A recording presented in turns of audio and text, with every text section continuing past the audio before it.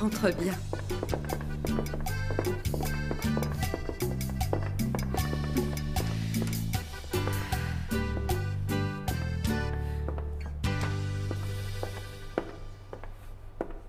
J'ai l'impression que tu t'es disputé avec quelqu'un. Je peux savoir ce qu'il s'est passé cette fois-ci?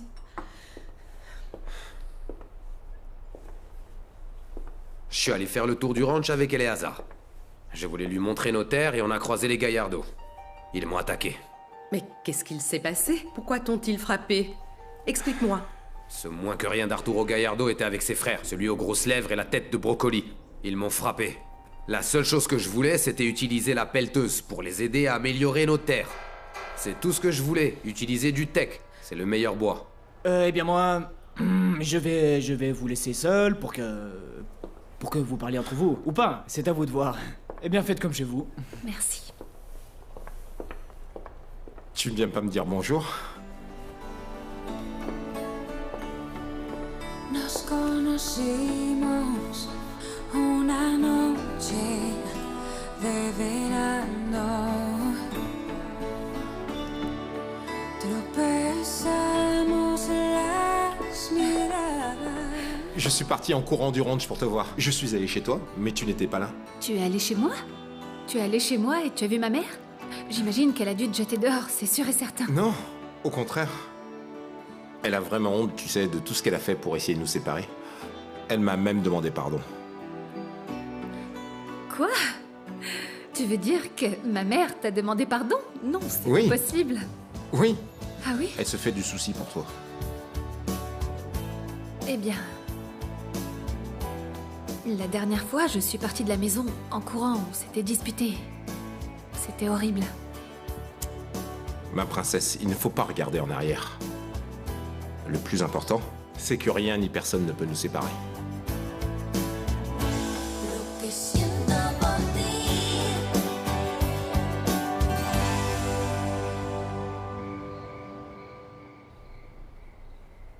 Arturo s'est enfin endormi. Dites, madame. Je ferais mieux de descendre avant que la sorcière Mathilde arrive et me mange toute crue. Non, non, non, non. Vous restez ici pour vous occuper du petit. On verra bien si cette femme ose vous dire quelque chose. Je pense sincèrement que ce n'est pas la peine de la provoquer. Je ne veux pas qu'elle me licencie, je ne peux pas perdre mon travail. Vous n'avez pas de soucis à vous faire. Laissez-moi faire, je m'en occupe.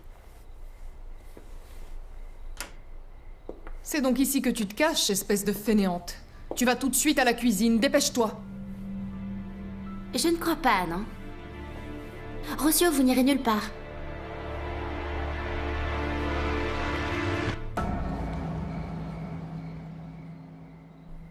Alors, comme ça, j'ai déjà un petit-fils. Un garçon. Dis-moi, quel âge a-t-il? C'est un bébé, il a même pas 1 an.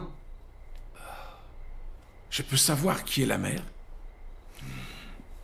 Écoute ça.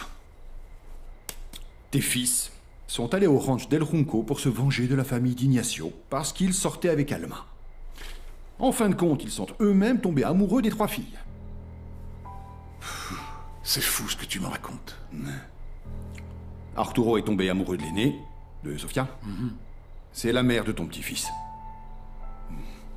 Je vais te dire une chose. J'ai vraiment hâte de retrouver mes 3 fils. Mais tant qu'on n'aura pas attrapé Valverde, je ne peux pas. Je ne peux pas. Tu sais, ça fait très longtemps. Ils ne reconnaîtront pas ta voix. Regarde. Tiens. Ça, c'est le numéro du ranch Alcazar. Tes fils habitent là-bas. Invente ce que tu veux et parle avec eux. Tiens.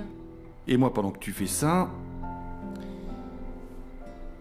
je vais apporter à manger aux prisonniers. Attends, je fais comment pour appeler? Tu dois appuyer sur l'écran. Ah, merci.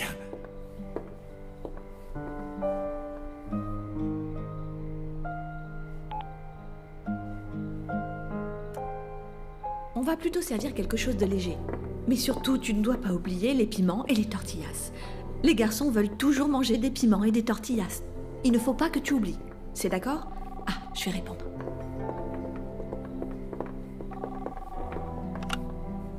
Vous êtes au ranch Alcazar, bonsoir. Soledad?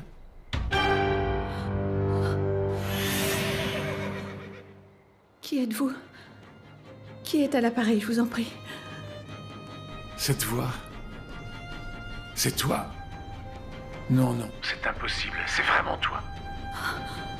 Ah, mais dites-moi qui vous êtes, je vous en supplie. Mais dites-moi qui vous êtes. Qui est à l'appareil? Soledad? Tout va bien? Arturo. Arturo, je te jure que c'était lui. Je te promets que c'était lui. Ça va pas, Soledad? On t'a menacé? Non. C'était la voix de José Antonio. La voix de votre père.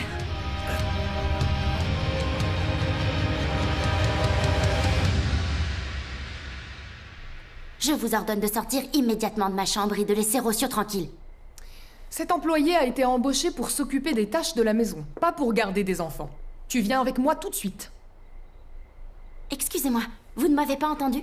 Rocio reste ici avec moi, c'est à vous de sortir de ma chambre. Je ne reçois d'ordre que de mon patron, Monsieur Montalvo. Laissez-moi passer, je l'emmène avec moi. Pardon? Vous m'avez entendu. Non mais... Écoutez-moi, je vous interdis de toucher Sofia. Qu'est-ce qui se passe ici?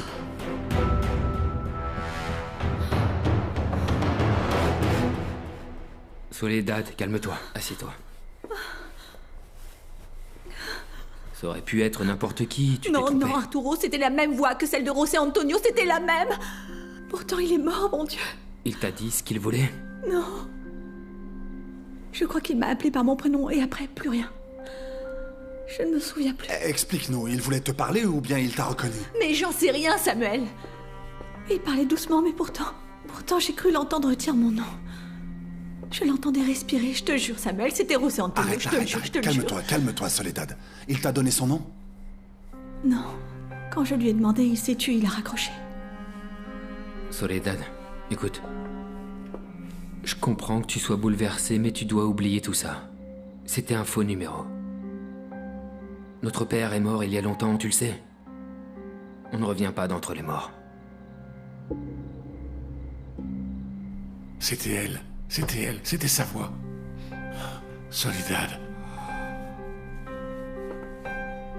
Tout va bien? Tu as pu parler avec un de tes fils? Non, une femme m'a répondu. C'était exactement la même voix que celle d'une femme que j'ai connue il y a longtemps. Ah, c'est sûrement Soledad qui t'a répondu. Quoi? Tu la connais? Elle s'appelle Soledad. Bien sûr, Soledad Flores. Non. Ça ne peut pas être elle. Ce n'est pas possible. Monsieur Montalvo m'avait prévenu qu'on nous rejetterait et qu'on nous frapperait dans ce ranch. Je n'aurais jamais imaginé, madame, que vous seriez capable de faire une chose pareille à Mathilde. Ah, non, écoutez-moi. Je suis désolée. Je ne pensais vraiment pas l'avoir poussée aussi fort. Rocio n'a absolument rien fait de mal. Elle l'a juste écarté de moi.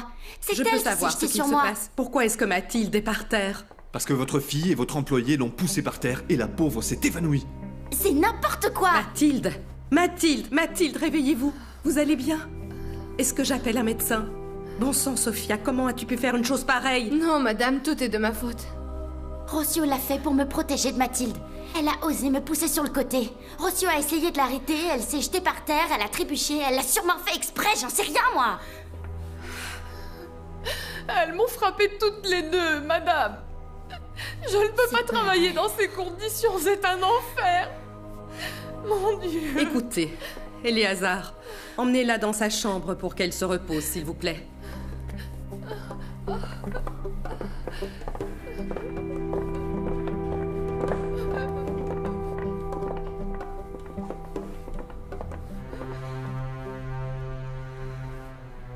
Rocio, je veux que vous rassembliez vos affaires et que vous passiez par mon bureau. Votre lettre de licenciement sera prête de suite.